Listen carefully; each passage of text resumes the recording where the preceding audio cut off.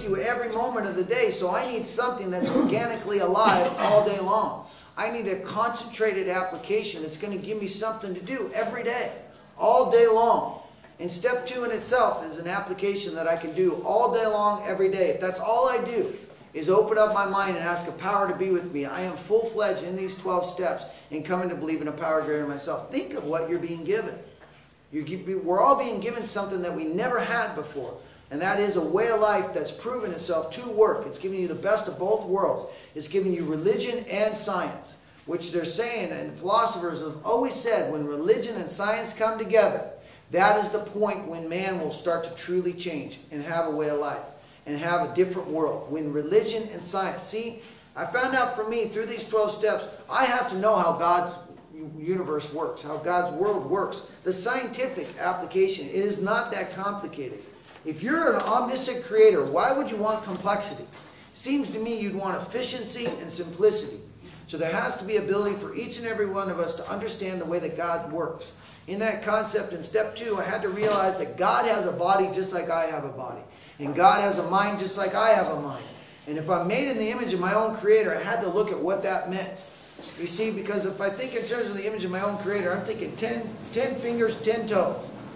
But I have to remember they're not talking about the physical form. They're talking about what constructs my body. Do you know a potato has every element within a potato there is in the universe exists within a potato? Within one potato, there's nothing outside this universe of an element that is not within a baked potato. So what I have to realize that I'm talking about is the earth that I live on, the clay that I live in constructs my body. That body is a universal material that repeats itself over and over again. Space dust is the same as earth dust. It's the same stuff. And that's what science is discovering. So my body is constructed of clay. God's body is the universe. I had to get bigger. I had to realize it makes sense. Just like my body is my universe. My mind controls my body, just like God's mind controls God's body. That's when this program recovery really kicked in for me, and step 1 kicked in for me. What represented the unmanageable life was my mind.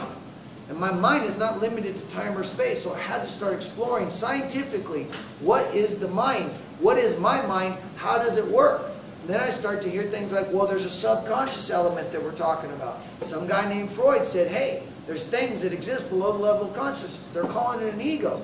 And then I come into a program recovery and they say, hey, there's alcoholism and addiction. Untreated alcoholism and addiction. This disease, there's a disease called alcoholism and addiction. And we're not talking about the physical ailment, we're talking about the other side of the coin, the mental ailment. So I had to start exploring, what am I? And I am my mind, and I am my soul. I am not my body. And that my body is for the purpose of my mind to transport and create in this three-dimensional universe. So in other words, my mind drives the body of my vehicle, just like God's mind drives the vehicle, God's vehicle, which is the universe. So the similarities are there. And therefore, all mind is one mind. I had to learn that when I asked God to be in my mind, universally, there was nothing that was going to stop that. And I had to understand the basic scientific principle of that. Ask and you shall receive. I've heard those terms, but I don't know what it means. See, because I'm asking for a Lamborghini.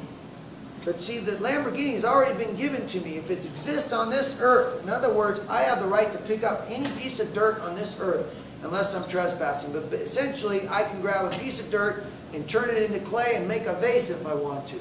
Or that vase could be a Maserati or Ferrari. It's the same thing. I think it's different, but it means the same thing because it's made of clay.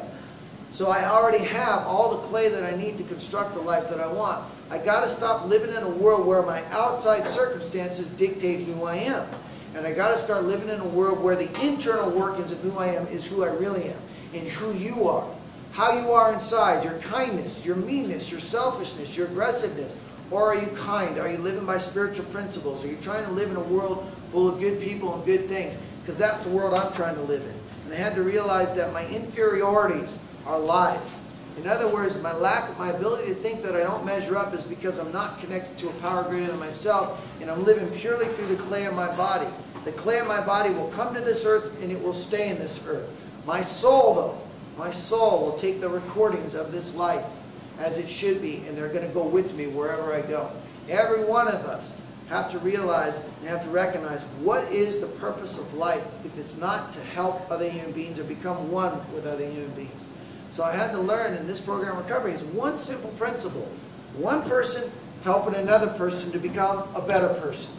And then two become three, and three becomes six, and so forth and so on. That there's a synergetic factor of when people become better people and hang around people that are trying to live a better life, better things happen.